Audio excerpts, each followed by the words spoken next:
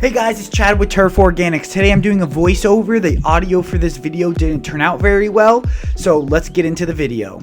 This is the lawn we're talking about here. Pale, somewhat thin, some green spots in it. Overall doesn't look great. As you can see next door, definitely a lot greener than the house down the street is pale. The house across the street is a little bit greener, but still pale compared to the neighbor. So as you can see, there's a huge mix of lawn in this neighborhood. This neighborhood is only about a year old, and all these houses were built around the same time.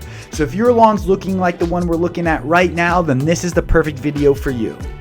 As we get closer to the lawn, we can see it's very pale, dry, crunchy, thin, and just overall stressed out.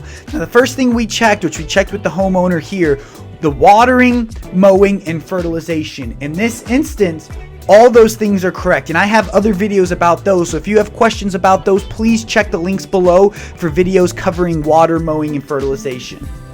So when the top looks good, what we go to next is the roots. So I pull out the grass and we look here again at the top one more time.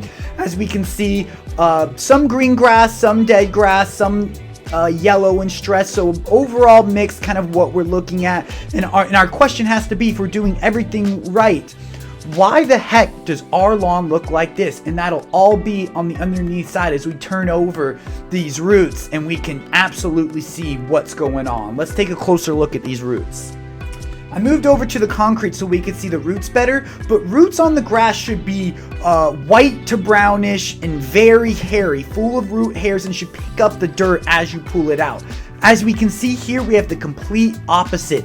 Very black, pale, look at that, no root hairs on these roots at all. And a big fact here is root hairs are the only thing that picks up water and nutrients. So now we can confirm that the roots are absolutely the #1 issue. And why this is so important is because let's say only 30% of the roots are actively picking up water and nutrients. So you're going to have to put up 70% more fertilizer, more water, and things like that. So that's why this lawn is dry, crunchy, and pale, even though he's doing everything right. The roots are so rotted, it can't pick up enough water and nutrients to thrive. It has just enough to barely survive, which is why he still has a lawn, but it's not going to get much better than this. So if you look here, and this is what your lawn's looking at, this is the exact steps you need to take and everything you need to do.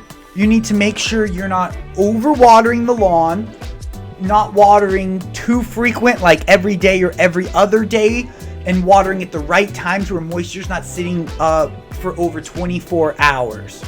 And then after we have all those done, core aerations are gonna be key here. Spring and fall is the best time to do core aerations, and you'll probably need to do 2 a year for several years to help loosen up the soil and allow moisture to drain. And then coming back with a good overall fertilizer, like a 16-2-8 or something like that, to help the lawn pick up. And in between normal fertilizations, add more potassium. Potassium's a root builder. That is going to be the trick, because nothing else will look good on top till you get the underneath taken care of. So that's what's most important. And now you have a plan and a track of what's going on in your lawn and why it's not looking good, even though you're doing everything right. I'm Chad with Turf Organics. Thank you so much for watching the video. Please like, subscribe, and give us a comment below. Let us know how we're doing or videos you would like to see in the future. Thank you very much, and everyone have a great rest of your day.